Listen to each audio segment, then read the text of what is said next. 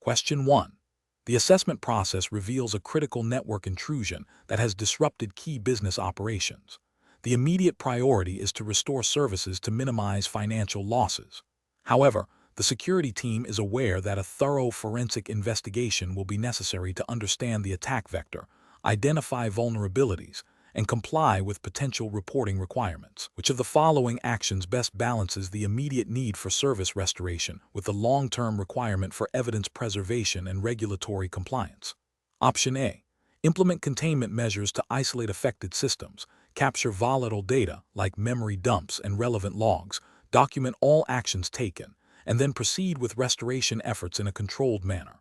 Option B. Proceed with restoring services by rebuilding affected systems from known good backups without capturing any system state or logs from the compromised environment.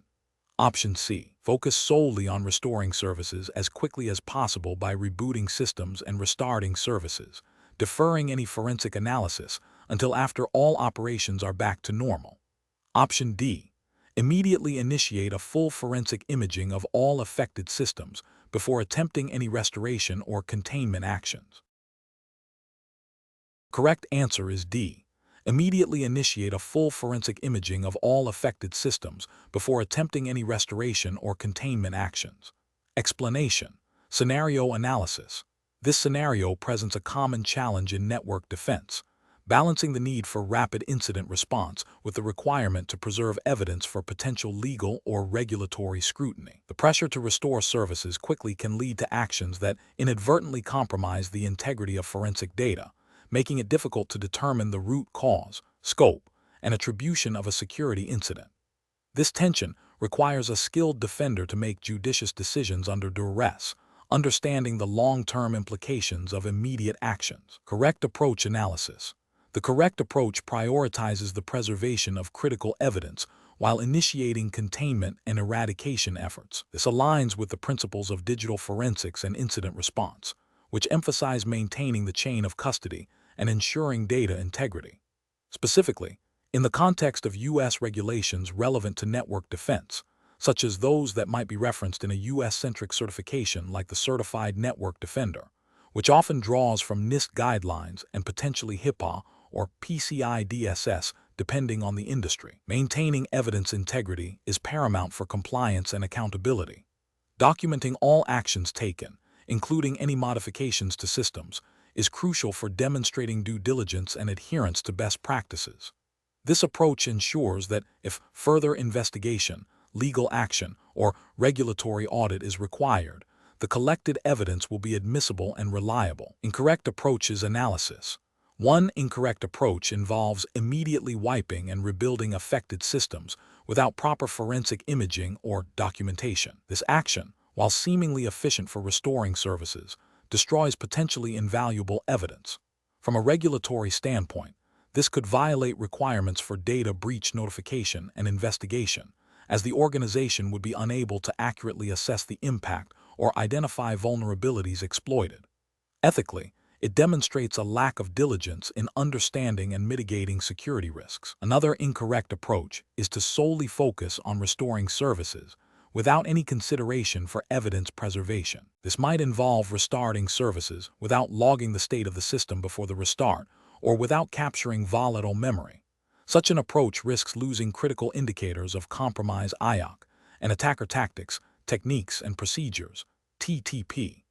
This failure to collect and preserve evidence can lead to repeat incidents and hinder the organization's ability to improve its security posture, potentially contravening regulatory expectations for proactive security management.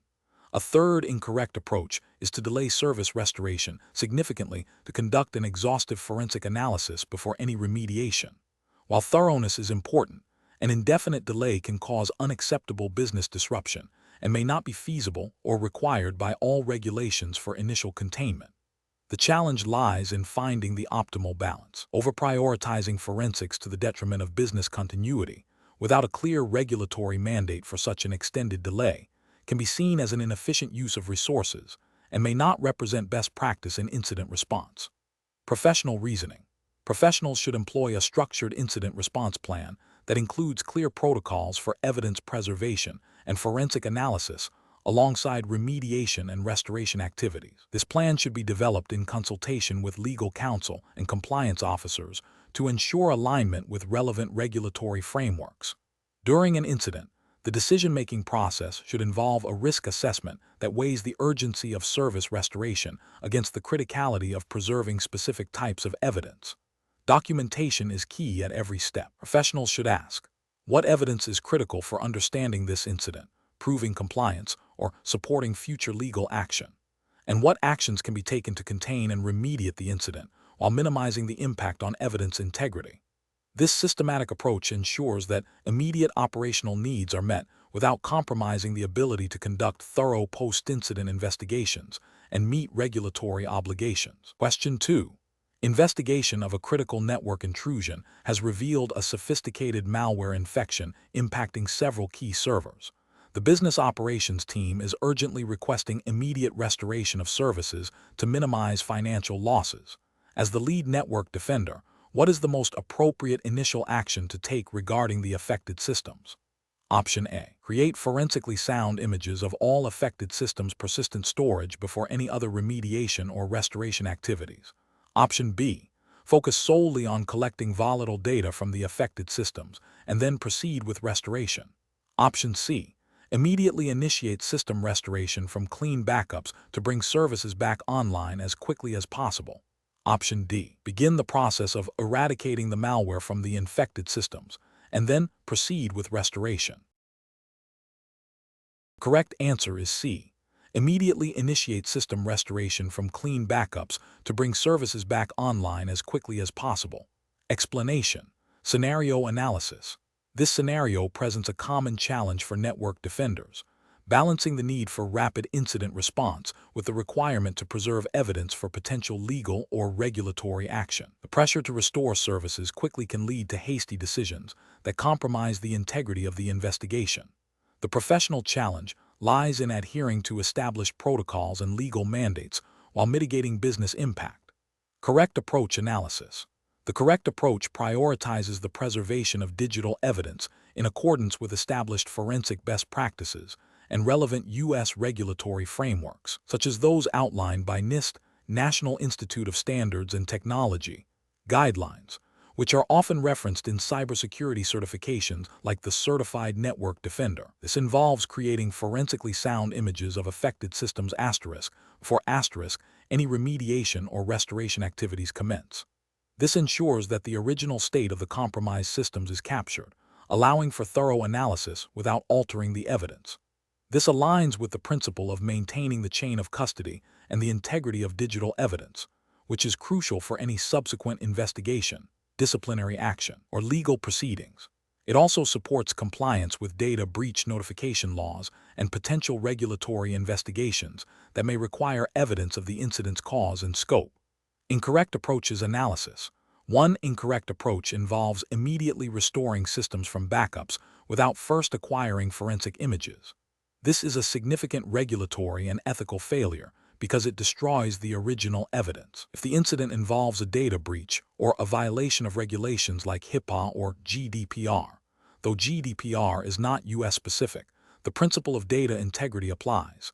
The inability to provide accurate evidence of what happened can lead to severe penalties, fines, and reputational damage. It also hinders the ability to identify the root cause, preventing future similar incidents. Another incorrect approach is to proceed with remediation and service restoration without any form of evidence preservation. This demonstrates a disregard for due diligence and legal obligations. It suggests a reactive rather than a proactive security posture, failing to meet the standards expected of a certified network defender. This can lead to an incomplete understanding of the attack vector, leaving vulnerabilities unaddressed and increasing the risk of reinfection or further compromise. Ethically, it fails to uphold the responsibility to protect organizational assets and data. A third incorrect approach might be to only collect volatile data, like RAM, and then proceed with restoration without imaging the persistent storage. While volatile data is important, it is often transient.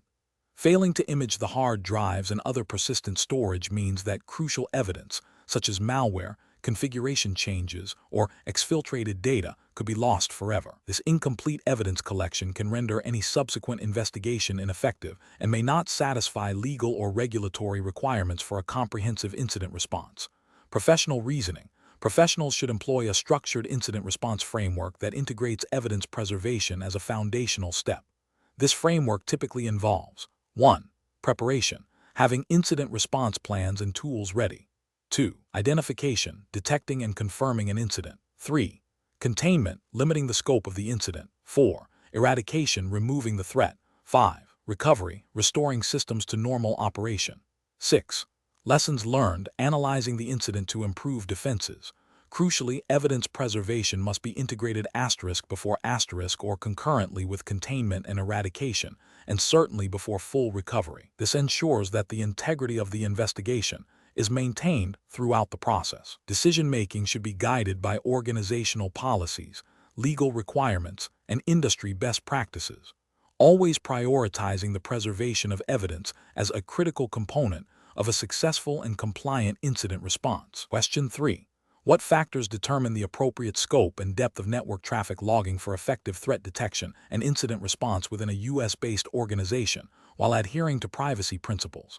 Option A. The personal preferences of the security team regarding the types of data they find most interesting to review. Option B. The technical capabilities of the logging infrastructure and the availability of storage space.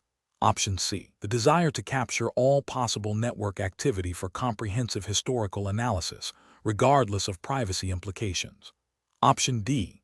The organization's risk assessment, the sensitivity of data handled, and relevant U.S. federal and state privacy regulations.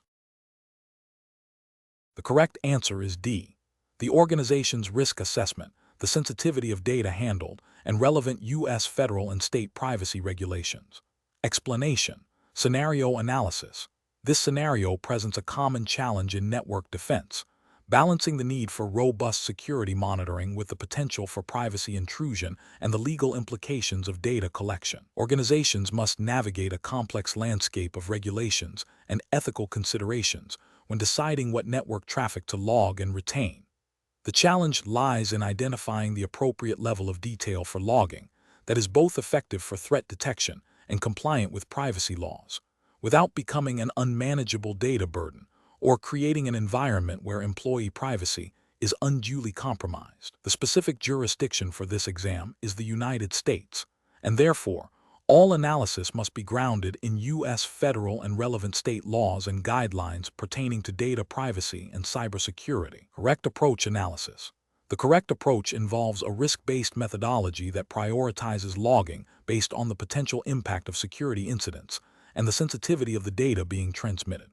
This aligns with best practices advocated by NIST, National Institute of Standards and Technology, frameworks, such as the Cybersecurity Framework and special publications like SB 800-53, which emphasize a layered security approach and risk management. Specifically, logging critical security events, access to sensitive systems, and traffic patterns indicative of malicious activity is paramount. This approach ensures that the organization has sufficient visibility to detect and respond to threats effectively, while also minimizing the collection of personally identifiable information, PI, or other sensitive data that is not directly relevant to security monitoring. This is ethically sound as it respects privacy by default and only collects what is necessary for legitimate security purposes. Legally, it adheres to principles of data minimization and purpose limitation often found in U.S. privacy laws like the California Consumer Privacy Act, CCPA, or HIPAA for healthcare data, by focusing collection on security-relevant events. Incorrect approach is analysis, logging all network traffic indiscriminately, without regard for content or sensitivity, represents a significant regulatory and ethical failure. This approach violates the principle of data minimization, which is a cornerstone of many U.S. privacy regulations. It creates an excessive data repository that is difficult to manage, expensive to store, and increases the risk of data breaches involving vast amounts of potentially sensitive information. From an ethical standpoint, it constitutes an unwarranted invasion of privacy for employees and users, as their every online action is being recorded without a clear, security-related justification. This could also lead to legal challenges under various state privacy laws and potentially violate terms of service or employment agreements. Another incorrect approach is to log only the most basic network metadata, such as IP addresses and timestamps, while ignoring traffic content or application-level logs. While this might seem like a privacy-friendly approach, it severely hampers the ability to detect sophisticated threats. Many advanced attacks operate by manipulating application layer protocols or exploiting vulnerabilities within specific services. Without visibility into this traffic, a network defender would be blind to many types of malicious activity, failing in their primary duty to protect the network. This failure to implement effective security controls could be seen as a dereliction of duty and potentially lead to liability if a breach occurs due to inadequate monitoring. Failing to establish clear policies and procedures for what data is logged, how it is retained, and who has access to it is also a critical failure. This lack of governance creates an environment ripe for misuse, accidental disclosure, or noncompliance. Without defined retention periods, data could be kept indefinitely, increasing storage costs and breach risk. Without access controls, unauthorized personnel could view sensitive logs, leading to privacy violations and potential insider threats. This directly contravenes the spirit and letter of regulations that require organizations to implement appropriate administrative, technical, and physical safeguards for data. Professional reasoning. Network defenders must adopt a proactive and risk-aware stance. The decision-making process should begin with a thorough understanding of the organization's assets, the types of data it handles, and the potential threats it faces. This understanding should then be mapped against relevant U.S. regulatory requirements, including those related to data privacy, e.g., CCPA, HIPAA if applicable, cybersecurity standards, e.g., NIST, and industry-specific regulations. A risk assessment should be conducted to identify critical systems and data that require enhanced monitoring. Logging strategies should be designed to provide actionable intelligence for threat detection and incident response, while adhering to the principle of least privilege and data minimization. Regular reviews and updates to logging policies are essential to adapt to evolving threats and regulatory landscapes. Collaboration with legal and compliance teams is crucial to ensure that logging practices remain within legal and ethical boundaries. Question 4. When evaluating a sophisticated ransomware attack that has encrypted critical servers within a U.S.-based healthcare organization, what is the most appropriate immediate course of action to balance the urgent need for system recovery with the legal and regulatory obligations concerning data integrity and potential evidence preservation? Option A. Initiate immediate system restoration from the most recent clean backups while simultaneously engaging forensic specialists to begin evidence collection from unaffected systems and network logs. Option B. Halt all recovery efforts and focus solely on a comprehensive forensic analysis of the encrypted systems to understand the attack's origin and scope before any further action. Option C. Immediately wipe all affected servers and reinstall operating systems and applications to ensure complete eradication of the ransomware before any recovery or investigation. Option D. Isolate the affected network segments to prevent further lateral movement of the ransomware. Activate the incident response plan, and begin evidence preservation and collection from affected and surrounding systems. The correct answer is A. Initiate immediate system restoration from the most recent clean backups while simultaneously engaging forensic specialists to begin evidence collection from unaffected systems and network logs. Explanation. Scenario analysis. This scenario presents a common challenge in network defense, balancing the need for rapid incident response with the legal and regulatory obligation surrounding data privacy and evidence preservation. The organization operates within the United States and is subject to regulations like HIPAA, Health Insurance Portability and Accountability Act. If it handles protected health information, FI, and potentially other state-specific data breach notification laws. The professionally challenging aspect lies in the potential for immediate, aggressive containment actions to inadvertently destroy critical forensic evidence or violate privacy rights, leading to significant legal repercussions, fines, and reputational damage. The pressure to stop the bleeding must be tempered by a methodical, legally compliant approach. Correct approach analysis. The correct approach prioritizes immediate containment and eradication while simultaneously initiating a legally sound forensic investigation. This involves isolating affected systems to prevent further spread of the threat without wiping or altering them in a way that destroys evidence. Simultaneously, a formal incident response plan, which should include predefined steps for evidence collection and chain of custody, is activated. This approach aligns with best practices for cybersecurity incident response, emphasizing a structured methodology that minimizes damage while preserving the integrity of potential evidence. It respects regulatory frameworks by ensuring that data handling during an incident is conducted in a manner that can be legally defensible and compliant with privacy laws, such as HIPAA, which mandates specific procedures for handling PHI during security incidents. Incorrect approaches analysis.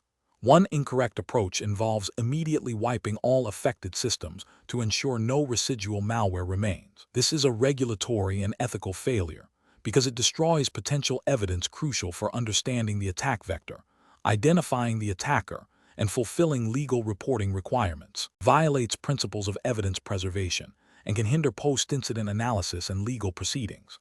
Another incorrect approach is to immediately restore systems from backups without any forensic investigation. While restoration is a critical step in recovery, doing so without first collecting forensic data is a significant failure.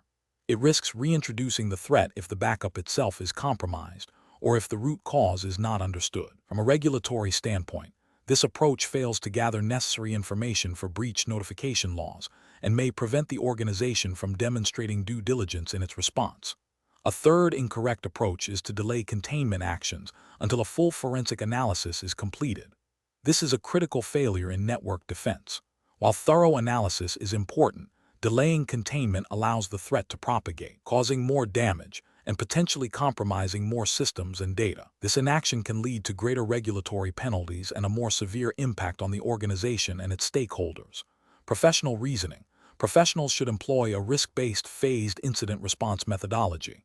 This begins with preparation, having an incident response plan, followed by identification detecting the incident, containment limiting the damage, eradication removing the threat, recovery restoring systems, and lessons learned post-incident analysis. Crucially, at every stage, legal and regulatory compliance must be integrated. This involves consulting with legal counsel early, understanding data privacy obligations, e.g., HIPAA, CCPA, and adhering to established forensic best practices for evidence handling. Decision-making should be guided by the principle of minimizing harm, while preserving the ability to investigate and comply with all applicable laws and regulations. Question 5. Compliance review shows that a critical network vulnerability has been identified, and the proposed remediation requires access to sensitive customer data. The security team has proposed a plan that involves anonymizing the data where possible and restricting access to only essential personnel for the duration of the remediation process. However, the legal department is concerned about the potential privacy implications, even with anonymization. CISO is considering alternative approaches, including delaying the fix until a less intrusive method can be developed, or proceeding with a temporary, less effective patch to avoid data access altogether. Which of the following approaches best balances the need for network security with regulatory compliance and ethical data handling? Option A. Delay the remediation indefinitely until a method that requires absolutely no access to customer data can be developed, even if it means the network remains vulnerable. Option B. Proceed with the proposed plan to anonymize data and restrict access, documenting all steps and obtaining necessary approvals, while also initiating research into long-term, less intrusive solutions. Option C. Access the raw, unanonymized customer data with minimal internal controls, arguing that immediate security of the network supersedes privacy concerns in this instance. Option D. Implement a temporary, less effective patch that avoids accessing customer data, and consider it a sufficient interim measure without further investigation into more robust solutions. The correct answer is B. Proceed with the proposed plan to anonymize data and restrict access, documenting all steps and obtaining necessary approvals, while also initiating research into long-term, less intrusive solutions. Explanation. Scenario analysis. This scenario presents a professional challenge due to the inherent tension between maintaining robust network security and complying with data privacy regulations. The organization has identified a potential vulnerability, but the proposed remediation involves accessing sensitive customer data. This creates a conflict between the duty to protect the network from threats and the obligation to safeguard personal information, requiring careful judgment to balance these competing interests. The challenge lies in determining the least intrusive yet effective method for vulnerability assessment and remediation. Correct approach analysis. The correct approach prioritizes minimizing data exposure while still achieving the security objective. This aligns with the principles of data minimization and purpose limitation, which are fundamental to data privacy regulations. By focusing on anonymized or pseudonymized data for testing and limiting access to only necessary personnel, the organization demonstrates a commitment to protecting individual privacy. This approach also reflects a proactive security posture, addressing potential threats before they can be exploited, which is a key expectation under network defense frameworks. The emphasis on documented procedures and risk assessments further reinforces compliance and accountability. Incorrect approaches analysis. One incorrect approach involves proceeding with full access to raw customer data without explicit consent or a clear legal basis. This directly violates data privacy principles by exceeding the scope of data processing and potentially exposing sensitive information unnecessarily. Fails to adhere to the principle of data minimization and could lead to significant regulatory penalties and loss of customer trust. Another incorrect approach is to delay remediation indefinitely due to privacy concerns, effectively leaving the network vulnerable. This is a failure of due diligence and a dereliction of the duty to protect the network and its data from known threats. While privacy is crucial, it should not be used as an excuse to ignore critical security risks, as this can lead to data breaches that have even more severe privacy implications. A third incorrect approach is to implement a superficial fix that does not adequately address the vulnerability, but appears to satisfy a compliance check. This is a form of regulatory noncompliance and unethical practice, as it creates a false sense of security and leaves the organization exposed to actual attacks. It undermines the integrity of the security program and the trust placed in the organization by its customers and regulators. Professional reasoning. Professionals facing such a dilemma should first consult relevant data privacy regulations and internal policies. They should then conduct a thorough risk assessment, evaluating the potential impact of the vulnerability and the risks associated with different remediation strategies. Seeking legal counsel and engaging with privacy officers is crucial to ensure all actions are compliant. The decision-making process should always favor the least intrusive method that effectively mitigates the identified risk, with a strong emphasis on documentation, transparency, and accountability throughout the process. Question 6. System analysis indicates a critical ransomware attack has encrypted a significant portion of an organization's data hosted on a public cloud infrastructure. The business operations are severely impacted, and there is immense pressure from leadership to restore services immediately. IT security team is debating the best course of action to address the incident while adhering to relevant U.S. cybersecurity regulations and best practices for incident response. Which of the following approaches best balances the immediate need for service restoration with the imperative to preserve evidence for potential legal and forensic analysis? Option A. Prioritize restoring services by deploying new cloud instances and migrating unaffected data, while instructing the internal IT team to perform a quick scan for malware on the compromised systems before they are decommissioned. Option B. Attempt to negotiate with the ransomware operators for a decryption key, while simultaneously performing a rapid backup of the current encrypted state of the systems to preserve the ransomware signature. Option C. Isolate the affected cloud environments to prevent further spread, engage cloud provider security teams for assistance, and immediately bring in external digital forensics experts to begin evidence preservation and analysis before any restoration efforts commence. Option D. Immediately initiate a full system wipe and rebuild of all affected cloud instances, restoring data from the most recent clean backups, and then focus on identifying the attack vector. The correct answer is D. Immediately initiate a full system wipe and rebuild of all affected cloud instances, restoring data from the most recent clean backups, and then focus on identifying the attack vector. Explanation. Scenario analysis. This scenario presents a common challenge in network defense, balancing the need for rapid incident response with the legal and regulatory obligations to preserve evidence. The pressure to restore services quickly can lead to actions that inadvertently compromise the integrity of forensic data, jeopardizing any subsequent investigation or legal proceedings. The organization's reliance on cloud services introduces further complexity, as data resides outside the direct physical control of the organization, requiring careful consideration of contractual agreements and the cloud provider's incident response procedures. Correct approach analysis. The correct approach prioritizes the preservation of digital evidence while initiating containment and eradication efforts in a manner that minimizes data alteration. This aligns with the principles of digital forensics and incident response, which emphasize maintaining the chain of custody and ensuring the integrity of evidence. In the context of U.S. regulations relevant to network defense, such as those derived from NIST guidelines, e.g., NIST SB 800-61 Rev. 2, Computer Security Incident Handling Guide, and potentially industry-specific regulations, e.g., HIPAA for healthcare, PCI DSS for payment card data, maintaining evidence integrity is paramount for compliance and accountability. This approach involves documenting all actions taken, isolating affected systems without wiping them, and engaging forensic specialists to conduct a thorough analysis before irreversible actions are performed. Incorrect approach is analysis, immediately wiping and rebuilding affected systems, while expedient for restoring service, represents a significant regulatory and ethical failure. This action destroys potential evidence that could be crucial for understanding the attack vector, identifying the perpetrators, and fulfilling legal discovery obligations. It violates the principle of evidence preservation, which is a cornerstone of many cybersecurity regulations and legal frameworks in the U.S. Furthermore, it prevents the organization from learning from the incident, potentially leaving them vulnerable to similar attacks in the future.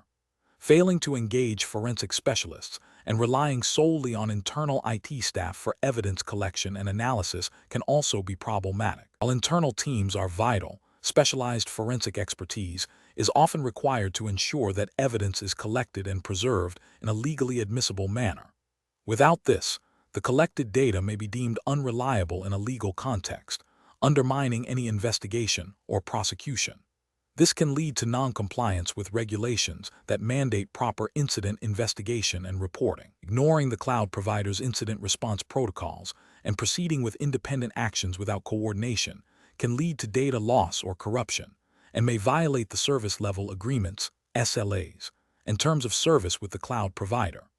This lack of coordination can also hinder the overall investigation, as the cloud provider may possess critical logs or information that are inaccessible to the organization. It demonstrates a failure to adhere to established operational procedures and contractual obligations. Professional reasoning.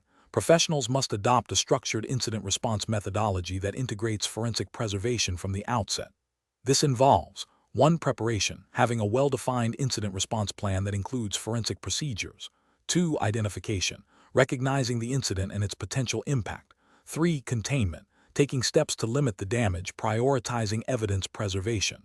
4. Eradication, removing the threat, but only after evidence has been secured. 5. Recovery, restoring systems to normal operation. 6. Lessons learned, analyzing the incident to improve defenses. In situations involving cloud environments, proactive engagement with the cloud provider's support and understanding their incident response capabilities is crucial. Decision-making should always be guided by the principle of least privilege and minimal alteration of the affected environment until a forensic examination can be completed. Question 7.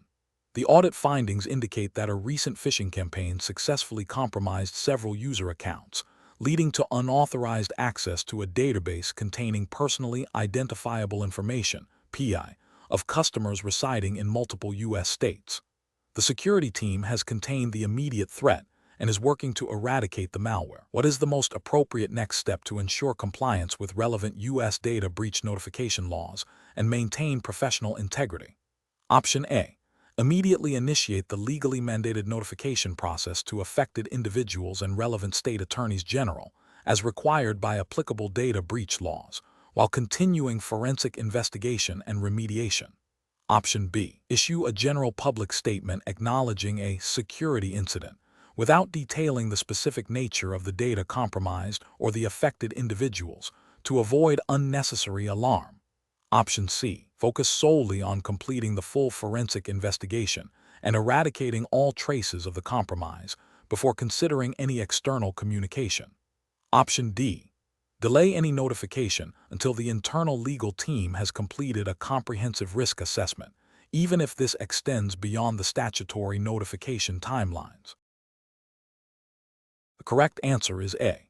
Immediately initiate the legally mandated notification process to affected individuals and relevant state attorneys general, as required by applicable data breach laws, while continuing forensic investigation and remediation. Explanation: the audit findings indicate a potential gap in the organization's incident response capabilities, specifically concerning the handling of a data breach involving sensitive customer information. This scenario is professionally challenging because it requires a rapid, accurate, and legally compliant response under pressure, with significant implications for customer trust, regulatory penalties, and the organization's reputation. The certified network defender must balance technical remediation with legal and ethical obligations. The correct approach represents best professional practice because it prioritizes immediate containment and assessment, followed by a structured notification process aligned with relevant regulations. This demonstrates a proactive and responsible stance, minimizing further damage and fulfilling legal obligations. Specifically, in the context of U.S. regulations relevant to network defenders, this approach aligns with the principles of the NIST cybersecurity framework and the requirements of data breach notification laws such as those found in California's CCPA/CPRA or HIPAA for healthcare data. These frameworks emphasize timely detection, containment, eradication, and recovery, as well as transparent communication with affected individuals and regulatory bodies when appropriate. An incorrect approach that focuses solely on technical containment without initiating the notification process fails to meet regulatory requirements for timely breach notification. This can lead to significant fines and legal repercussions under various state and federal laws that mandate specific timelines for informing affected individuals and authorities. Another incorrect approach that involves immediate public disclosure without a thorough investigation and assessment of the breach's scope and impact can cause undue panic, damage the organization's reputation, and potentially hinder the investigation by alerting malicious actors. Furthermore, an approach that delays notification due to fear of repercussions or internal politics is a clear ethical and regulatory failure, undermining trust and violating the duty of care owed to customers. Professionals should employ a decision-making framework that begins with understanding the regulatory landscape applicable to the data compromised. This involves identifying the specific laws, e.g., HIPAA, CCPA, GLBA, that govern the breach and dictate notification requirements. Next, a rapid assessment of the breach's scope, nature, and potential impact on individuals is crucial. This assessment informs the containment and eradication strategy and determines the necessity and timing of notifications. Finally, a clear communication plan, developed in consultation with legal counsel, should be executed to ensure compliance and maintain stakeholder trust. Question 8. Governance review demonstrates that, while the organization has invested in advanced threat detection systems, a significant portion of the network traffic remains unclassified, leading to potential blind spots. The security team is considering implementing a new policy to block all unclassified traffic by default to enhance security posture.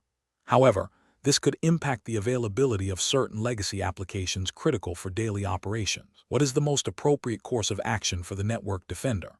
Option A. Create a comprehensive log of all unclassified traffic for future analysis, but take no immediate action to block or control it, relying solely on the existing threat detection systems. Option B. Propose a significant capital expenditure for a new, comprehensive network segmentation solution that would require extensive re-architecting, without first performing a detailed analysis of the specific risks posed by the unclassified traffic.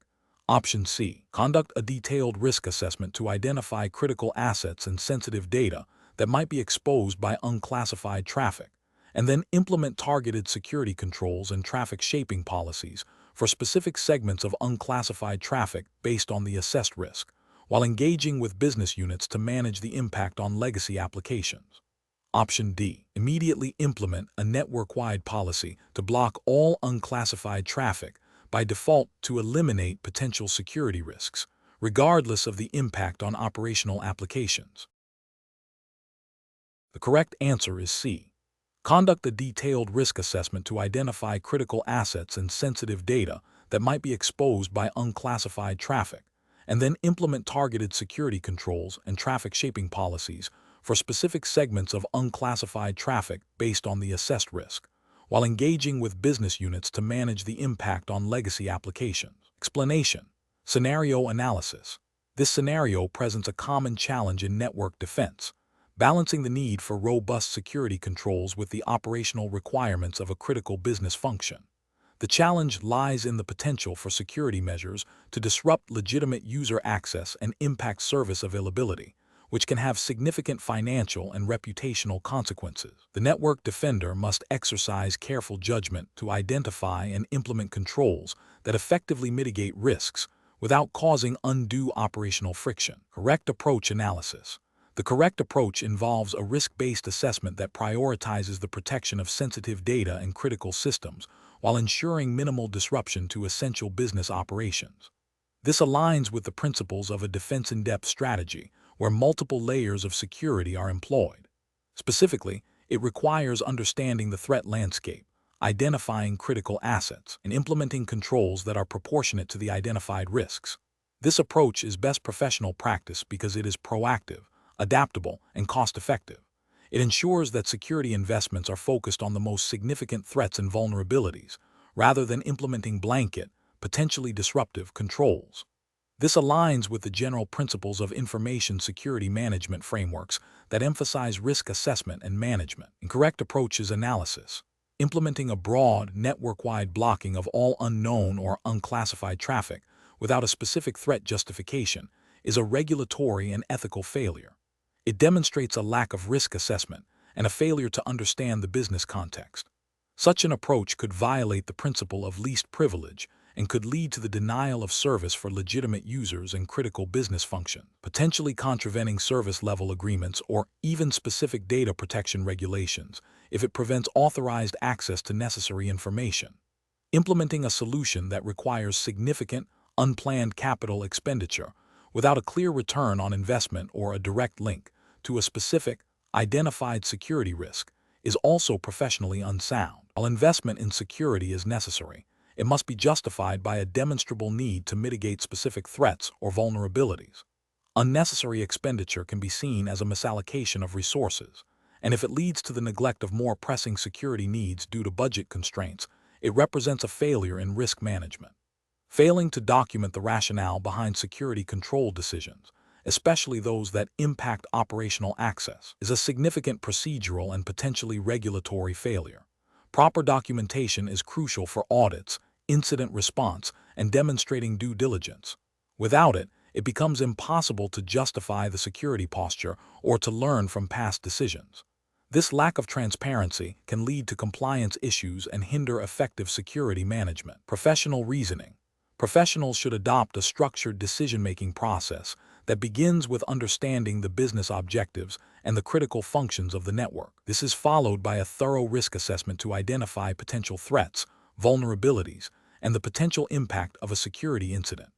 Based on this assessment, appropriate security controls are selected, prioritizing those that offer the best balance between risk reduction and operational impact. The decision-making process should always involve consultation with relevant stakeholders, including business unit managers, to ensure that security measures are aligned with business needs. Documentation of all decisions, justifications, and implemented controls is paramount for accountability and continuous improvement. Question 9. Quality control measures reveal that a critical web server has been compromised, exhibiting unusual outbound network traffic and signs of unauthorized file modifications. The business is experiencing significant downtime, and there is immense pressure from management to restore services immediately. What is the most appropriate initial action to take to ensure both service restoration and adherence to incident response best practices and potential legal requirements? Option A. Begin wiping the affected server and rebuilding it from a known good baseline to restore services as quickly as possible. Option B. Immediately create forensically sound images of the affected server's storage and memory before any other actions are taken. Then proceed with containment and eradication. Option C. Initiate a rapid, non-forensic backup of the server's data and then proceed with restoration to minimize downtime. Option D. Start investigating the unusual network traffic and file modifications directly on the live server to identify the attacker's presence. The correct answer is B. Immediately create forensically sound images of the affected server's storage and memory before any other actions are taken, then proceed with containment and eradication. Explanation: scenario analysis. This scenario presents a common challenge in network defense, balancing the need for rapid incident response with the requirement for thorough, legally compliant evidence preservation. The pressure to restore services quickly can lead to actions that inadvertently compromise the integrity of digital evidence, jeopardizing potential investigations and legal proceedings. The professional challenge lies in making informed decisions under duress, adhering to established protocols, and understanding the long-term implications of immediate actions. Correct approach analysis. The correct approach prioritizes the preservation of digital evidence in a forensically sound manner before any remediation or restoration activities commence. This aligns with the principles of digital forensics and is implicitly supported by regulatory frameworks that mandate data integrity and accountability. For instance, in the U.S., regulations like HIPAA, Health Insurance Portability and Accountability Act, and SOX, Sarbanes-Oxley Act, while not directly dictating forensic procedures, emphasize the importance of accurate record-keeping and data integrity, which are compromised if evidence is not handled properly.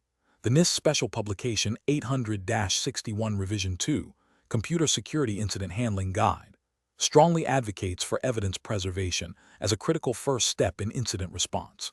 By creating forensically sound images of affected systems, the defender ensures that the original data remains unaltered, allowing for impartial analysis and reliable reporting. This meticulous approach upholds the integrity of the investigation, supports potential legal actions, and demonstrates professional diligence. Incorrect approach is analysis. One incorrect approach involves immediately wiping and rebuilding affected systems to restore services. This action, while seemingly efficient for service restoration, constitutes a severe regulatory and ethical failure.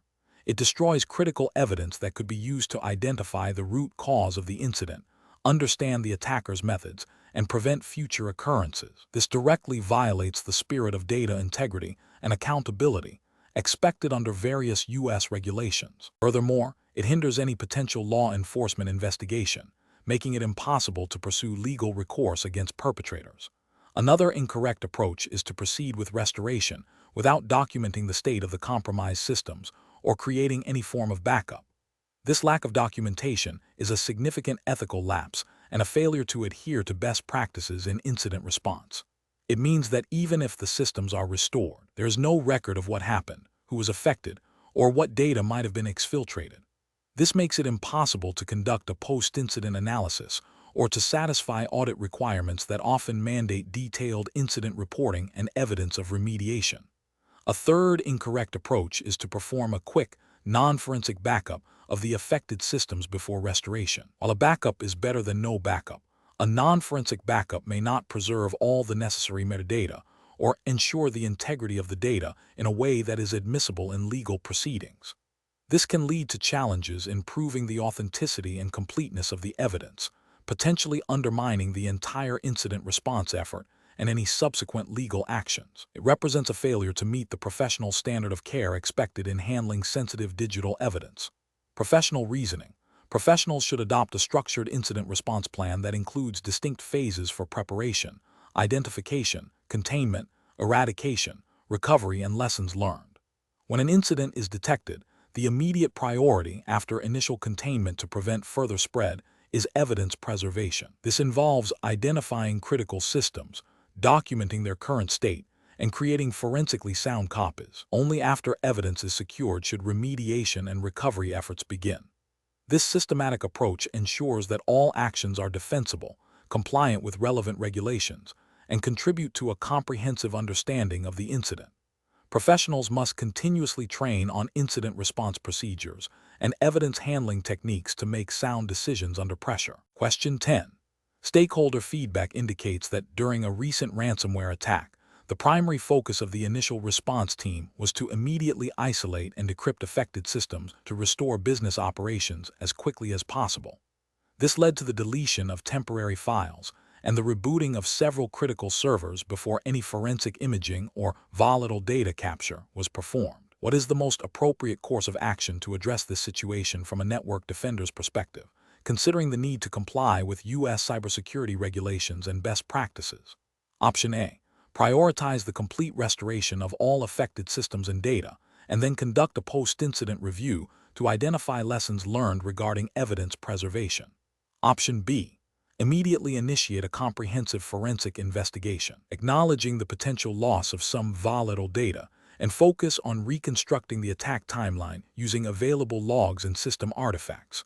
Option C. Focus on implementing new security controls to prevent future attacks and consider the incident response as a learning experience without further forensic analysis due to the compromised evidence. Option D. Halt all remediation efforts and attempt to revert the systems to their pre-incident state to preserve any remaining evidence, even if it delays service restoration. The correct answer is B. Immediately initiate a comprehensive forensic investigation, acknowledging the potential loss of some volatile data, and focus on reconstructing the attack timeline using available logs and system artifacts. Explanation: Scenario analysis. This scenario presents a common challenge in network defense, balancing the need for rapid incident response with the requirement for thorough, legally sound evidence preservation. The pressure to restore services quickly can lead to actions that inadvertently compromise the integrity of digital evidence, potentially hindering forensic investigations and legal proceedings. The challenge lies in making informed decisions under duress that adhere to established protocols and legal mandates. Correct approach analysis.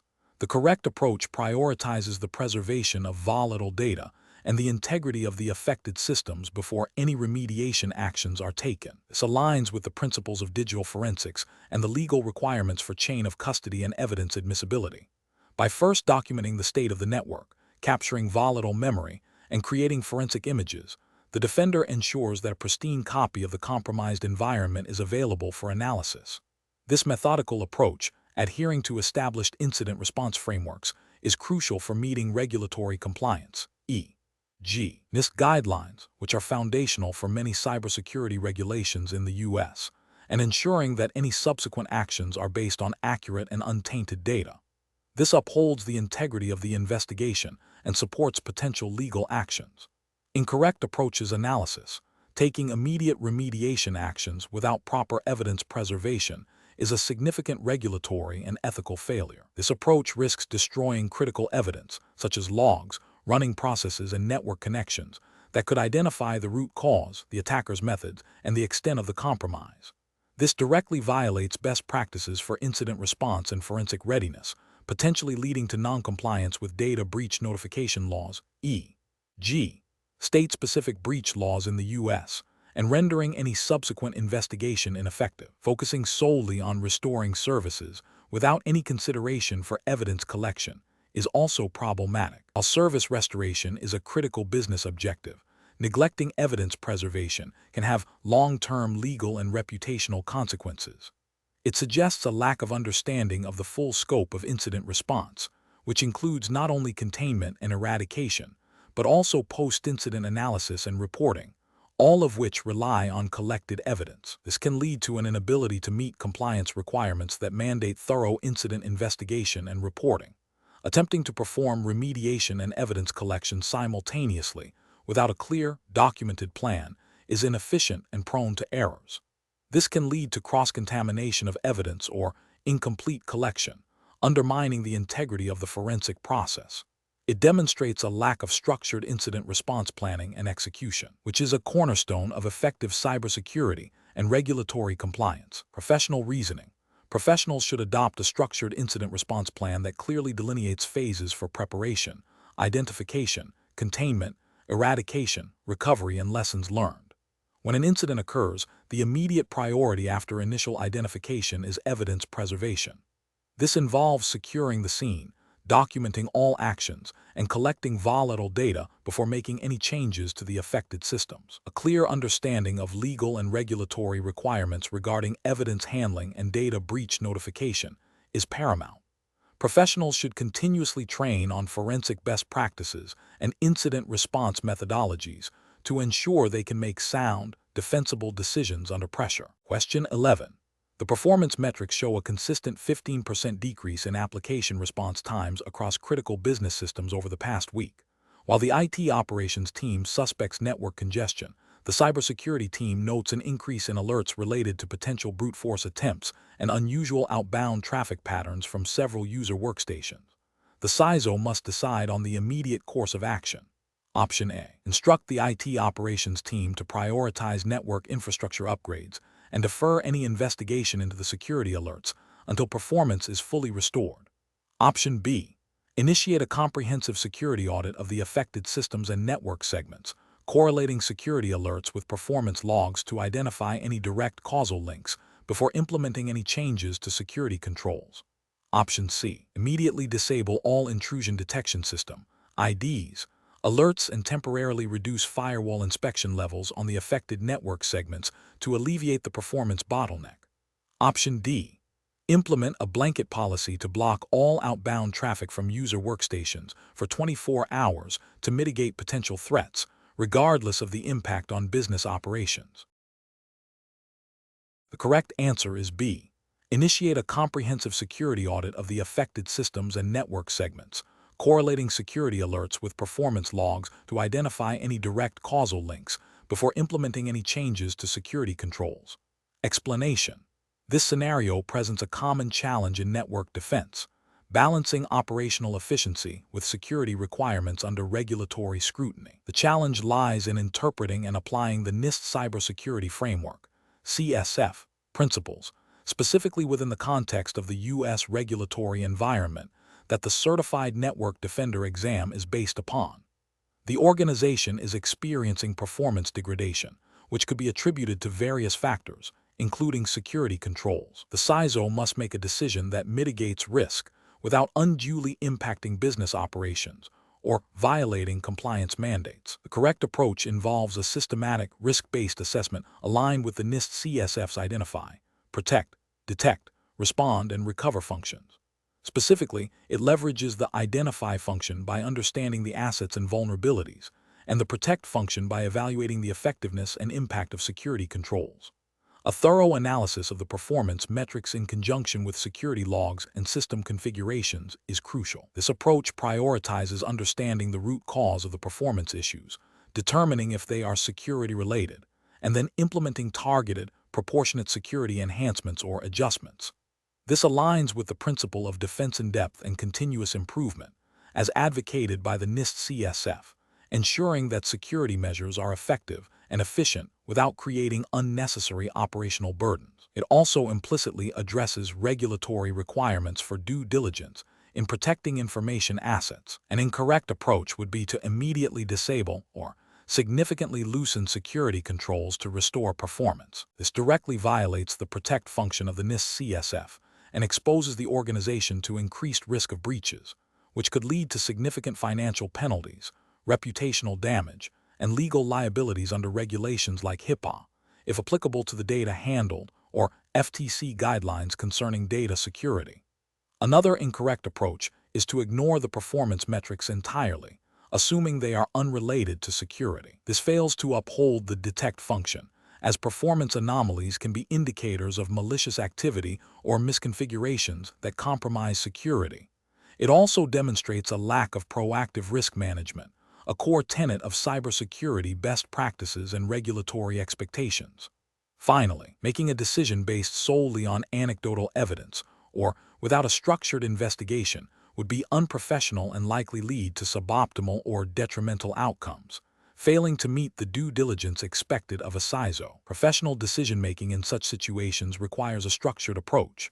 First, clearly define the problem by gathering and analyzing all relevant data, performance metrics, security logs, system configurations. Second, assess the risks associated with both the performance degradation and potential security compromises. Third, identify potential solutions evaluating their impact on both security and operations. Fourth, select the most appropriate solution based on a risk-benefit analysis and alignment with regulatory frameworks and organizational policies. Finally, implement, monitor, and continuously refine the chosen solution. Question 12. Risk assessment procedures indicate a critical server segment has been compromised by an unknown malware. The primary business function hosted on these servers is time-sensitive and requires immediate restoration to minimize financial losses.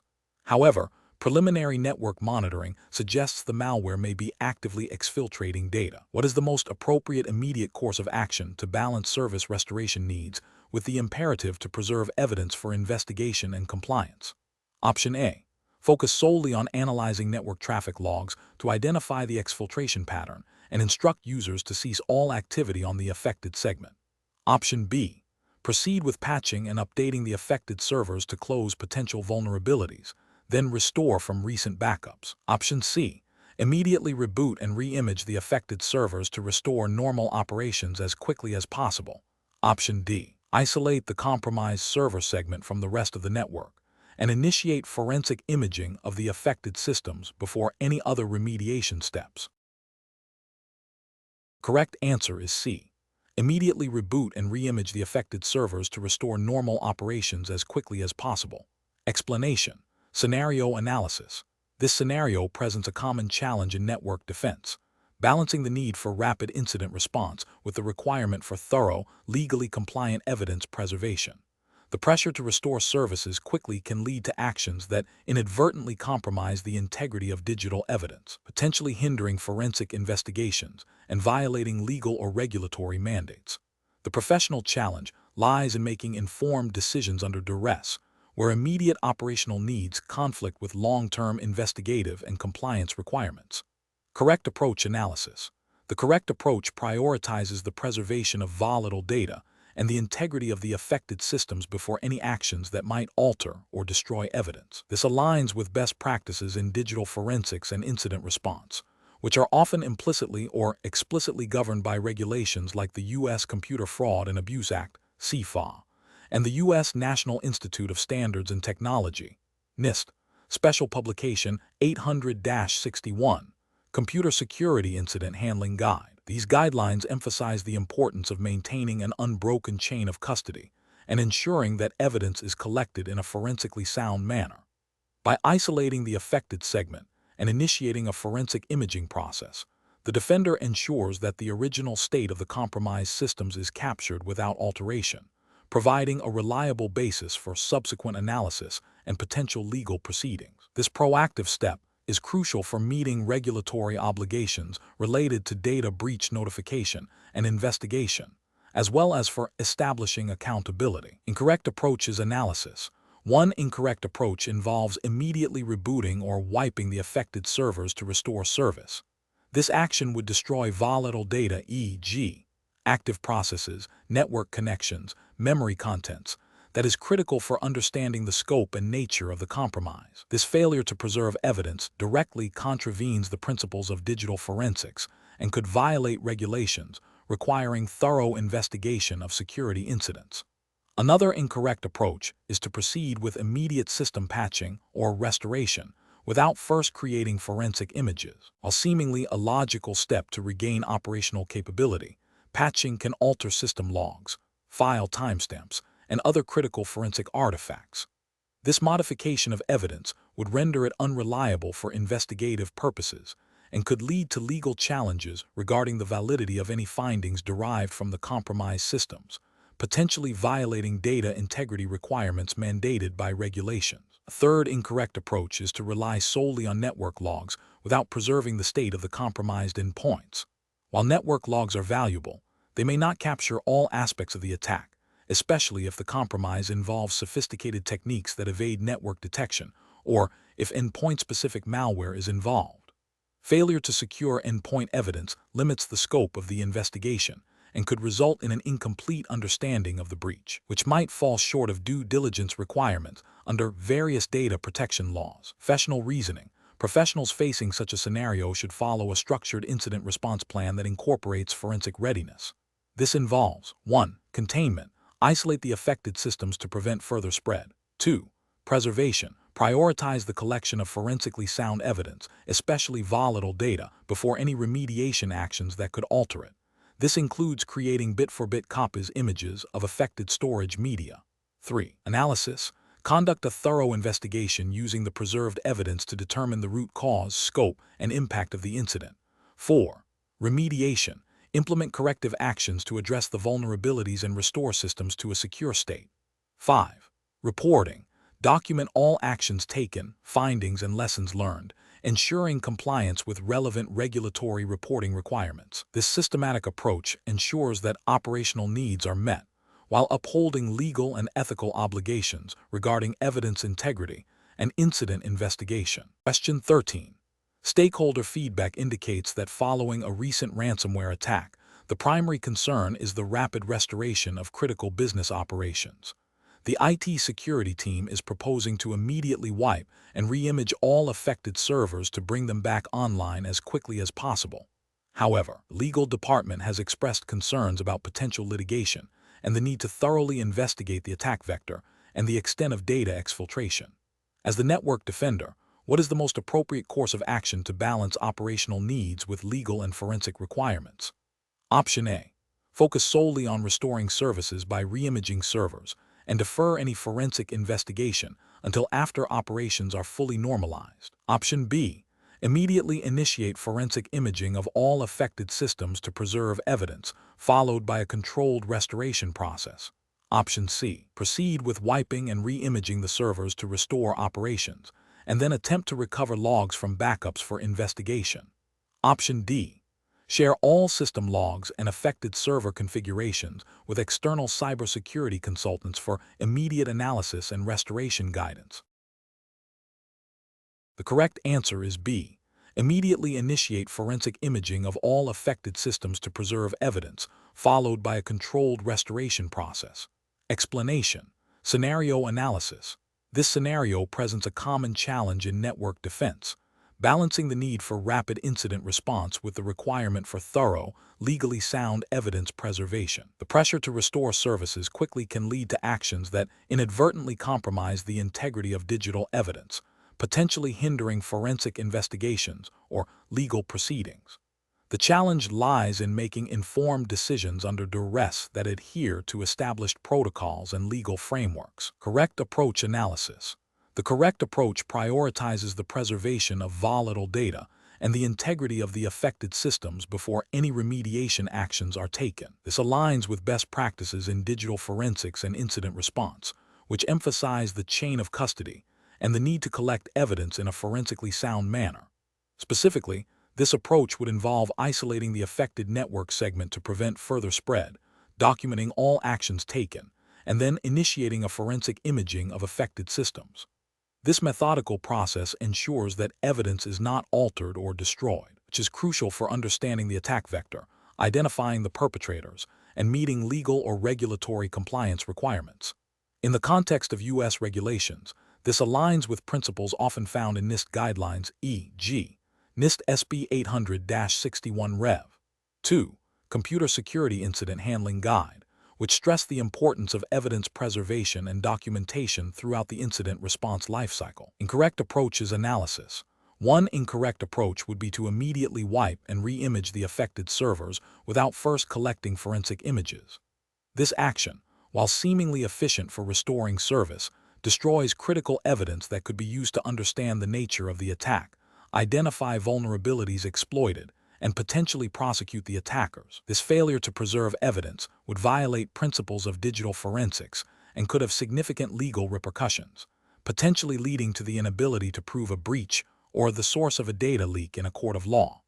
Another incorrect approach would be to proceed with extensive troubleshooting and data recovery on the live systems without proper forensic tools or procedures. This can lead to the alteration or destruction of volatile data, e.g., memory contents, network connections, that is crucial for a complete forensic analysis. Such actions would compromise the integrity of the evidence, making it inadmissible in legal proceedings and undermining the credibility of the investigation. This also fails to adhere to the systematic approach recommended by incident response frameworks. A third incorrect approach might involve sharing sensitive system logs and configuration details with external parties without a clear legal basis or proper anonymization. While collaboration can be beneficial, unauthorized disclosure of sensitive information can lead to privacy violations, regulatory penalties, e.g., under HIPAA if health data is involved, or other data protection laws, and reputational damage. This approach neglects the importance of data handling policies and legal compliance regarding information sharing during an incident. Professional reasoning. Professionals should adopt a structured incident response plan that includes clear protocols for evidence preservation. This plan should be developed in consultation with legal counsel and cybersecurity experts to ensure compliance with relevant U.S. laws and regulations. When an incident occurs, the decision-making process should prioritize containment and evidence collection before extensive remediation. This involves a risk assessment of the potential damage versus the importance of preserving evidence. Documenting every step taken, the rationale behind it, and the outcome is paramount.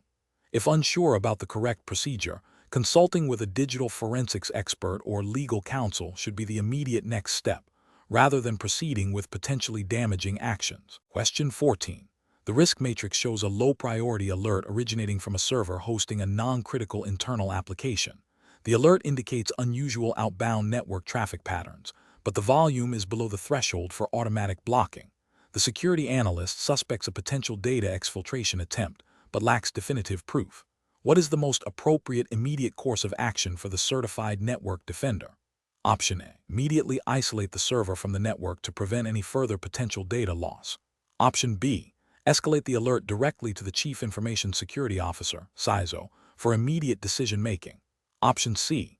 Initiate a deeper forensic analysis of the affected server and network traffic logs to confirm or refute the suspected exfiltration. Option D. Log the alert and continue monitoring, as the traffic volume is below the defined blocking threshold. The correct answer is C. Initiate a deeper forensic analysis of the affected server and network traffic logs to confirm or refute the suspected exfiltration. Explanation.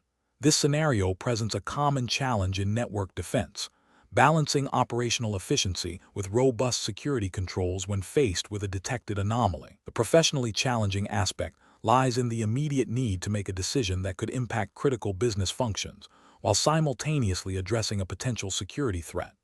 A hasty or misinformed decision could lead to significant financial losses, reputational damage, or a successful cyber attack.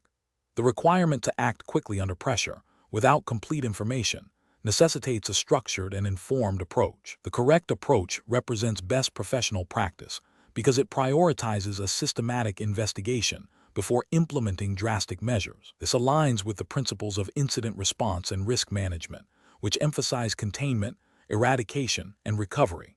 By initiating a deeper forensic analysis, the defender can accurately identify the nature and scope of the anomaly. This allows for a targeted response that minimizes disruption to legitimate operations. Furthermore, this methodical approach ensures that actions taken are proportionate to the threat, adhering to the principle of least privilege and avoiding unnecessary downtime. This aligns with the spirit of regulations that mandate due diligence and reasonable security measures, such as those found in the NIST cybersecurity framework. Though not explicitly stated as U.S.-centric, its principles are universally applicable to network defense best practices. An incorrect approach that immediately isolates the affected segment without investigation is professionally unacceptable due to its potential for overreaction. This could lead to the unnecessary disruption of critical business processes, causing significant financial and operational impact. Such an action, without proper justification, could be seen as a failure to exercise due diligence and proportionality, potentially violating internal policies and even regulatory expectations for business continuity. Another incorrect approach, which is to ignore the anomaly due to its low severity rating on the initial matrix, is professionally unacceptable. This demonstrates a failure to appreciate that risk matrices are dynamic and that low severity indicators can sometimes escalate into significant threats. It represents a dereliction of duty and a disregard for proactive security monitoring, potentially leading to a breach that could have been prevented. This directly contravenes the ethical obligation to protect organizational assets and data. Finally, an incorrect approach that involves immediately escalating to senior management without any initial assessment is also professionally unacceptable. While communication is vital, bypassing the initial investigation phase means presenting a problem without context or potential solutions. This can lead to misinformed decisions by leadership and can be perceived as an inability to handle routine security events, undermining confidence in the security team. The professional decision-making process for similar situations should involve a tiered approach: initial assessment and triage, followed by deeper investigation if warranted, and then proportionate response.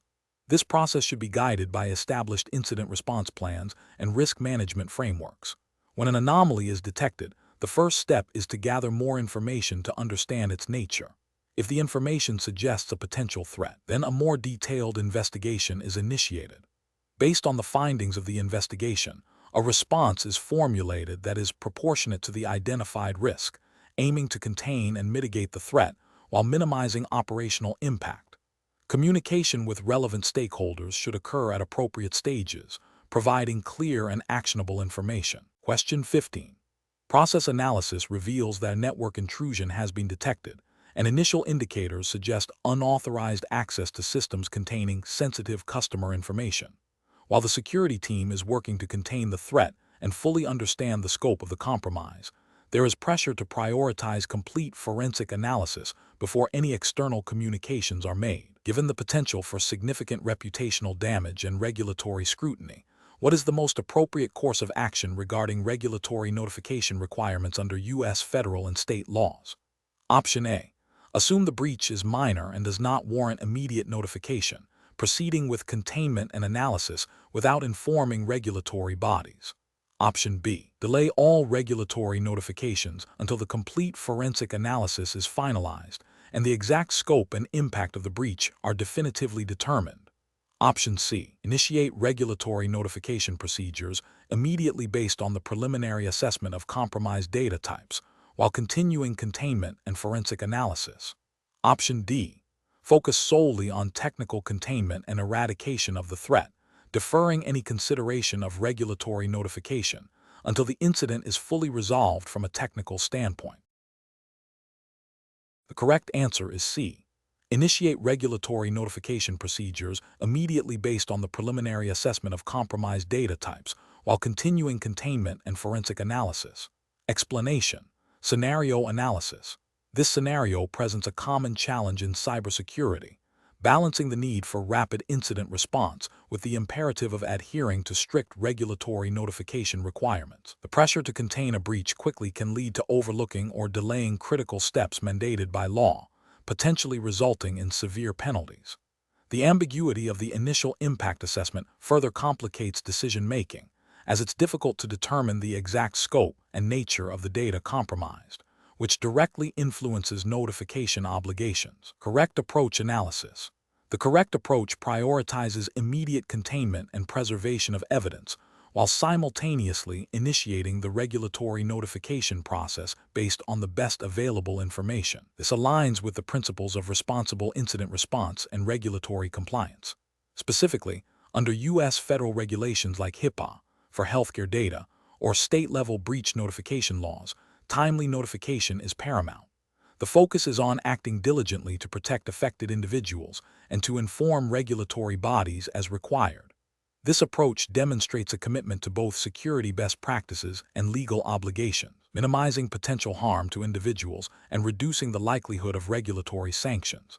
It acknowledges that while full certainty may not be immediately achievable, a proactive and informed notification strategy is essential. Incorrect approaches analysis. Delaying notification until all forensic analysis is complete is a significant regulatory failure. Many breach notification laws have strict timelines, e.g., 30 days under HIPAA for covered entities and business associates, or even sooner under various state laws, that begin from the discovery of the breach, not its full resolution. This delay can lead to individuals being unaware of potential harm to their personal information for an extended period, increasing their vulnerability to identity theft or fraud. Ethically, it fails to uphold the duty of care owed to those whose data has been compromised. Assuming the breach is minor and not reporting it without a thorough assessment is another critical failure. This underestimation of impact can lead to noncompliance with laws that require notification, even for seemingly minor breaches, if certain types of data are involved. It also bypasses the opportunity for regulatory bodies to assess the situation and provide guidance, potentially leading to a more severe penalty if the breach is later found to be significant. This approach demonstrates a lack of due diligence and a disregard for the potential consequences for individuals. Focusing solely on technical containment without considering the legal and regulatory implications of the data accessed is incomplete. While technical containment is crucial, it does not absolve the organization of its notification responsibilities. Regulations often mandate notification based on the type of data compromised, regardless of whether the technical threat has been fully eradicated. This narrow focus can lead to overlooking legal obligations, resulting in fines and reputational damage. Professional reasoning. Professionals facing such a scenario should adopt a phased approach. First, prioritize immediate containment and evidence preservation. Second, conduct a rapid, albeit preliminary, assessment of the type of data potentially compromised. Third, consult internal legal counsel and compliance officers to interpret applicable regulations based on this preliminary assessment. Fourth, initiate notification procedures as mandated by law, even if the full scope is still under investigation. This iterative process allows for swift action while ensuring that legal and ethical obligations are met. The decision-making process should be documented thoroughly, including the rationale for any notification decisions made. Question 16. The evaluation methodology shows that during a critical network security incident, a junior network defender, under pressure to contain a rapidly spreading malware, immediately deleted all files on affected servers suspected of containing the malware, without first consulting with the legal department or performing a forensic analysis. Which of the following actions, if taken by the defender, would best align with regulatory compliance and best professional practice in the United States? Option A. Implementing a containment strategy that isolates affected systems, preserves forensic evidence from the compromised systems, and initiates a documented incident response process that includes consultation with legal and compliance teams regarding data breach notification obligations. Option B. Immediately wiping all affected systems and restoring from known good backups, assuming all malicious files have been eradicated and no sensitive data was exfiltrated. Option C. Sharing the malware sample with a third-party cybersecurity research firm for analysis without obtaining prior authorization from management or legal counsel. Option D. Contacting the media to inform them of the incident and the steps being taken to mitigate it, to maintain transparency with the public. The correct answer is A. Implementing a containment strategy that isolates affected systems, preserves forensic evidence from the compromised systems, and initiates a documented incident response process that includes consultation with legal and compliance teams regarding data breach notification obligations. Explanation. The scenario presents a common challenge in network defense, balancing the need for rapid incident response with the imperative of adhering to established regulatory frameworks. The professional challenge lies in the potential for conflicting priority speed versus compliance, which can lead to hasty decisions with significant legal and operational repercussions. Careful judgment is required to ensure that actions taken during an incident do not inadvertently violate data protection laws or internal policies, thereby exposing the organization to fines, reputational damage, and loss of trust. The correct approach, which involves documenting all actions taken during the incident response, including the rationale for each step and any deviations from standard procedures, represents best professional practice because it directly supports regulatory compliance and accountability. Specifically, in the context of U.S. regulations like HIPAA, Health Insurance Portability and Accountability Act, for healthcare data, or GDPR, General Data Protection Regulation. If applicable to data processing, thorough documentation is a cornerstone of demonstrating due diligence and adherence to data breach notification requirements and data minimization principles. It provides an auditable trail that can be presented to regulatory bodies, proving that the organization acted responsibly and in accordance with legal obligations. This meticulous record-keeping is crucial for post-incident analysis, continuous improvement, and legal defense. An incorrect approach that prioritizes immediate data deletion without proper forensic preservation or legal consultation fails to meet regulatory requirements. For instance, under U.S. law, certain data might be subject to legal holds or retention policies. Deleting it indiscriminately could be construed as obstruction of justice or a violation of data retention mandates. Another incorrect approach, which involves sharing sensitive incident details with unauthorized personnel or external parties without a clear need-to-know or proper data anonymization, constitutes a breach of confidentiality and privacy regulations, potentially leading to severe penalties. This also undermines the integrity of the investigation and can compromise future remediation efforts. The professional decision-making process for similar situations should involve a structured incident response plan that explicitly incorporates regulatory compliance checkpoints. This plan should guide the defender to first assess the nature and scope of the incident, identify any potentially compromised sensitive data, consult with legal counsel or compliance officers regarding applicable regulations, and then proceed with containment, eradication, and recovery actions in a manner that preserves necessary evidence and adheres to legal mandates. Prioritizing clear communication channels with relevant stakeholders, including legal and compliance teams, is paramount throughout the incident lifecycle. Question 17. The assessment process reveals that a critical server has been compromised by ransomware, encrypting sensitive customer data. The business operations team is demanding immediate restoration of services, while the security team is concerned about preserving evidence for potential legal action and regulatory reporting. Which of the following actions best balances the immediate need for service restoration with the imperative of regulatory compliance and evidence preservation? Option A. Halt all restoration efforts until a complete forensic analysis of the compromised system is performed, even if it means prolonged downtime and potential data loss from ongoing attacks.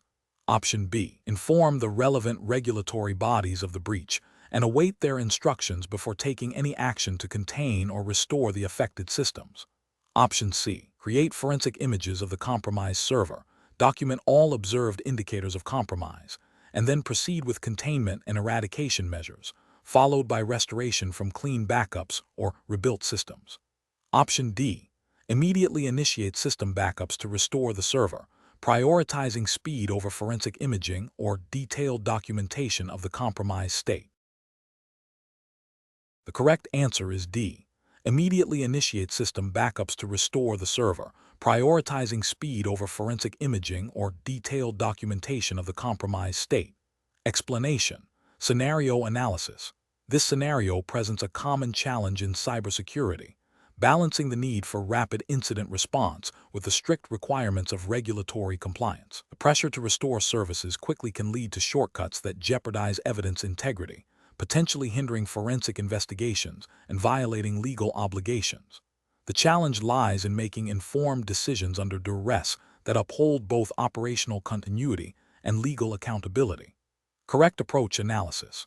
The correct approach prioritizes the preservation of evidence while initiating containment and eradication efforts. This aligns with the principles of digital forensics and regulatory frameworks that mandate proper handling of digital evidence. By documenting all actions taken, maintaining chain of custody, and ensuring that containment does not irrevocably alter critical data, the organization demonstrates due diligence. This approach satisfies the requirements of regulations like the NIST Cybersecurity Framework, which, while a framework, informs many regulatory requirements and best practices for incident response, ensuring that any subsequent investigation or legal proceeding is not compromised. It reflects a commitment to both security and legal compliance. Incorrect approach is analysis. One incorrect approach involves immediately wiping affected systems without proper forensic imaging.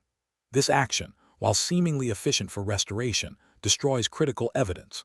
It violates the principle of evidence preservation, making it impossible to determine the root cause, scope, or attacker's methods. This failure can lead to significant legal repercussions, including fines and sanctions, for non-compliance with data breach notification laws and evidence handling regulations.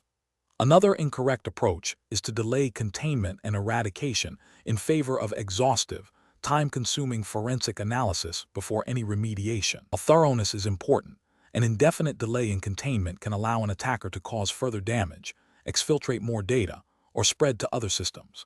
This inaction can be seen as a failure to meet the duty of care to protect systems and data, potentially leading to regulatory penalties for inadequate incident response.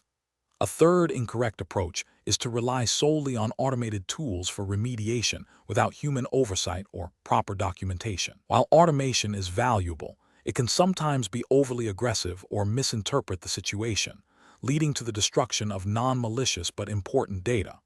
Without documented justification and verification, this can be viewed as a negligent handling of the incident and its evidence, again risking regulatory noncompliance. Professional reasoning. Professionals facing such a situation should follow a structured incident response plan that integrates forensic considerations. This involves 1. Incident declaration and triage. Quickly assess the situation to understand the potential impact and urgency. 2. Containment strategy. Develop a containment plan that minimizes damage while preserving evidence. This might involve network segmentation, disabling specific services, or isolating affected systems. 3. Evidence preservation. Prioritize creating forensic images of affected systems before any significant changes are made. Document all steps meticulously. 4. Eradication and recovery. Once evidence is secured, proceed with removing the threat and restoring systems. 5. Post-incident analysis and reporting. Conduct a thorough review of the incident, document lessons learned, and ensure all regulatory reporting requirements are met. This systematic approach ensures that operational needs are met without compromising legal and regulatory obligations. Question 18. Assessment of the appropriate data handling procedures when a network intrusion is detected, considering the need for forensic analysis versus the protection of personally identifiable information, PI, under the specified regulatory framework. A network administrator discovers a sophisticated intrusion and needs to collect extensive network logs, packet captures, and system event data to understand the scope and origin of the attack. However, this data may incidentally contain PII of employees and customers. Option A. Collect only the minimum amount of data strictly necessary for immediate threat containment, without performing any detailed forensic analysis, and then discard all collected data to avoid any PII exposure. Option B. Collect all available network traffic data and system logs for forensic analysis. Anonymize PII where feasible during the analysis phase, and retain the data only as long as necessary for incident remediation and reporting, with a clear policy for secure deletion thereafter. Option C. Collect all network traffic data and system logs without any consideration for PII, assuming that the security imperative overrides privacy concerns in an incident response scenario. Option D. Immediately delete all network traffic data and system logs that might contain PII to prevent any potential privacy breach, even if it compromises the thoroughness of the forensic investigation. The correct answer is B. Collect all available network traffic data and system logs for forensic analysis. Anonymize PII where feasible during the analysis phase, and retain the data only as long as necessary for incident remediation and reporting, with a clear policy for secure deletion thereafter. Explanation.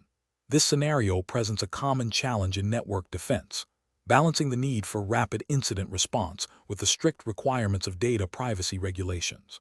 The professional challenge lies in ensuring that, while critical network security data is collected and analyzed to mitigate a threat, the privacy rights of individuals whose data might be incidentally captured are not violated. This requires a nuanced understanding of what data is permissible to collect, for how long it can be retained, and how it must be secured, all within the bounds of the specified regulatory framework. The correct approach represents best professional practice because it prioritizes a lawful and ethical data handling process.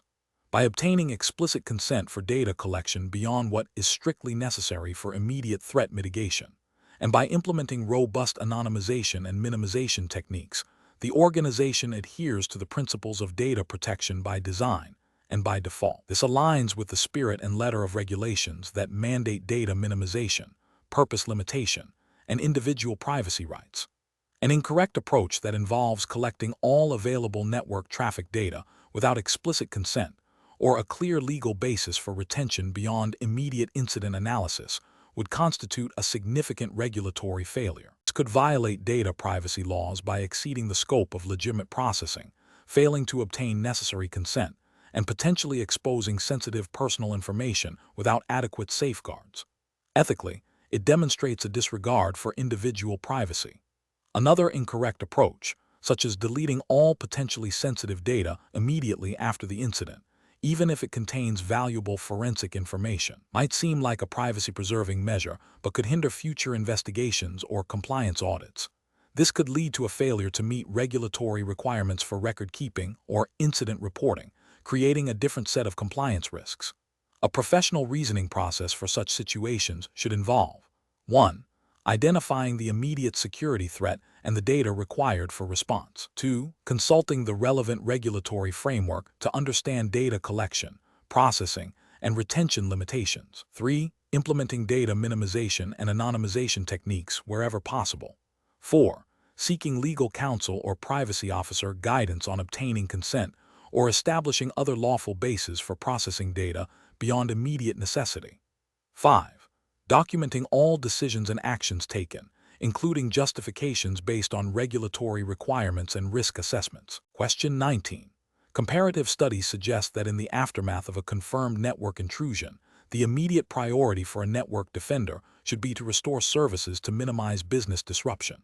Considering the regulatory landscape governing incident response and evidence handling in the United States, which of the following actions best aligns with both operational needs and legal/regulatory mandates? Option A. Begin patching and restoring services on affected systems, relying on automated tools to log the changes made during the process. Option B. Focus on isolating the affected network segments and begin restoring services to unaffected segments while deferring detailed forensic analysis to a later date. Option C. Proceed with wiping and reimaging all compromised systems to ensure a clean state and quickly restore functionality. Option D. Immediately initiate forensic imaging of all affected systems and document the observed indicators of compromise before commencing any restoration or eradication activities. The correct answer is D. Immediately initiate forensic imaging of all affected systems and document the observed indicators of compromise before commencing any restoration or eradication activities. Explanation. Scenario analysis. This scenario presents a common challenge in network defense, balancing the need for rapid incident response with the legal and regulatory requirements for evidence preservation. The pressure to restore services quickly can lead to actions that inadvertently compromise the integrity of digital evidence, which is critical for forensic analysis, legal proceeding, and compliance audits. The challenge lies in making informed decisions under duress that adhere to established protocols and legal mandates. Correct approach analysis. The correct approach prioritizes the preservation of digital evidence in its original state before any remediation or restoration activities commence. This aligns with the principles of digital forensics and is a fundamental requirement under various regulatory frameworks that mandate proper handling of data and incident response. Specifically, in the context of U.S. regulations relevant to network defenders, such as NIST guidelines which inform many compliance frameworks like HIPAA or PCI DSS, maintaining the chain of custody and ensuring data integrity are paramount. Documenting all actions taken, including the initial state of the system, the discovery of the incident, and the steps taken for containment and eradication, is crucial. This meticulous documentation ensures that the evidence is admissible in legal proceedings and satisfies audit requirements, demonstrating due diligence and adherence to best practices. Incorrect approaches analysis. One incorrect approach involves immediately wiping and re-imaging affected systems without first acquiring forensic images. This action destroys the original evidence, making it impossible to conduct a thorough forensic investigation to understand the full scope and nature of the breach. This failure directly contravenes regulatory requirements that mandate the preservation of records and evidence related to security incidents. Ethically, it represents a dereliction of duty to fully understand and report on the incident. Another incorrect approach is to proceed with restoration and patching without documenting the initial state of the compromised systems or the specific indicators of compromise observed. This lack of documentation creates gaps in the incident response timeline and hinders the ability to reconstruct events accurately. It can lead to noncompliance with regulations that require detailed incident reporting and audit trails, as it prevents a verifiable account of the incident and the response. A third incorrect approach is to rely solely on automated tools for incident response, without human oversight or validation of their actions. While automation is valuable, it can sometimes lead to unintended consequences, such as the deletion of critical log files or the alteration of evidence. Without proper validation and documentation of the automated processes, the integrity of the investigation can be compromised, leading to potential regulatory violations and an incomplete understanding of the security posture. Professional reasoning.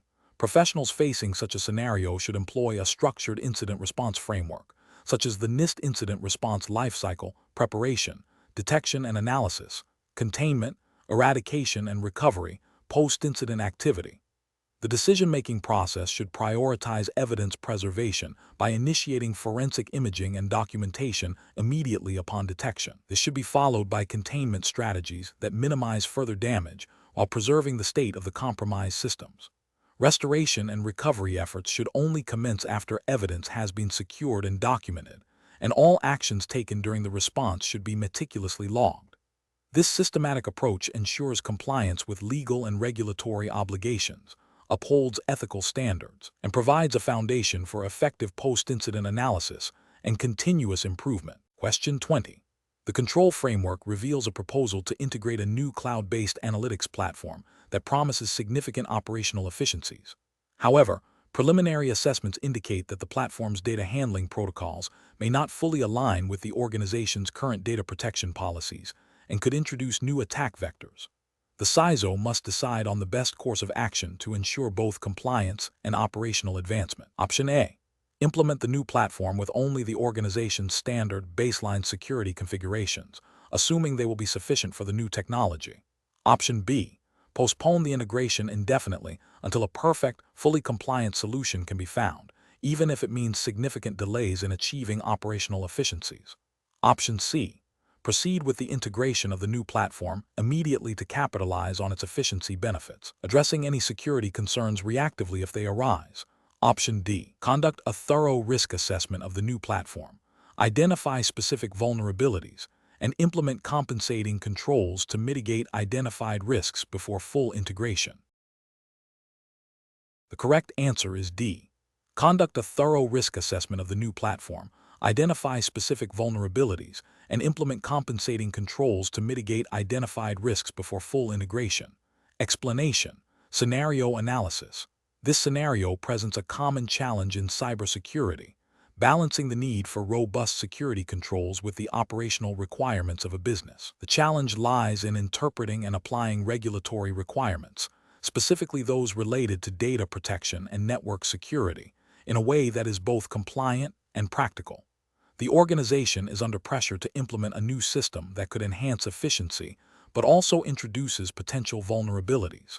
The CISO must navigate conflicting priorities, ensuring that the pursuit of innovation does not lead to regulatory noncompliance or increased risk.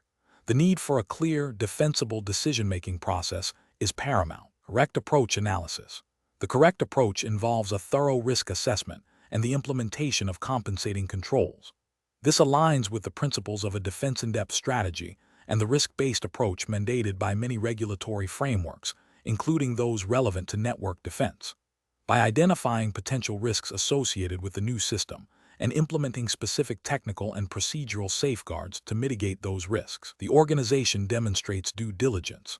This proactive stance ensures that the business objective of adopting the new system can be met without compromising the confidentiality, integrity, or availability of sensitive data, thereby satisfying regulatory obligations. This approach prioritizes compliance through risk management, a cornerstone of effective cybersecurity governance. Incorrect approach is analysis. Implementing the new system without any additional security measures is a direct violation of the principle of due diligence and risk management. It ignores potential vulnerabilities and exposes the organization to significant regulatory penalties for data breaches and noncompliance with data protection laws. This approach prioritizes expediency over security and regulatory adherence. Delaying the implementation indefinitely without a clear plan to address the security concerns is also problematic. A caution is necessary. An indefinite delay can hinder business operations and innovation, potentially leading to competitive disadvantages. More importantly, it fails to proactively address the identified risks, leaving the organization vulnerable to threats that could have been mitigated. This approach demonstrates a lack of strategic planning and risk appetite management. Implementing the system with only basic, generic security measures that do not specifically address the identified risks of the new technology is insufficient. Generic controls may not be adequate to protect against the specific threats posed by the new system, leaving gaps in the security posture. This approach creates a false sense of security and can still lead to regulatory noncompliance if a breach occurs due to these unaddressed specific risks. Professional reasoning. Professionals faced with such a dilemma should follow a structured risk management process. This involves 1. Identifying and understanding the new technology and its potential impact on the network and data. 2. Conducting a comprehensive risk assessment to identify specific vulnerabilities and threats. 3. Evaluating the potential impact of these risks on business operations and regulatory compliance. 4. Developing and implementing appropriate security controls, including technical, administrative, and physical safeguards to mitigate identified risks. 5. Documenting the entire process, including the risk assessment, control implementation, and residual risk acceptance. 6. Regularly reviewing and updating security controls as the threat landscape and technology evolve. This systematic approach ensures that decisions are informed, defensible, and aligned with both business objectives and regulatory requirements.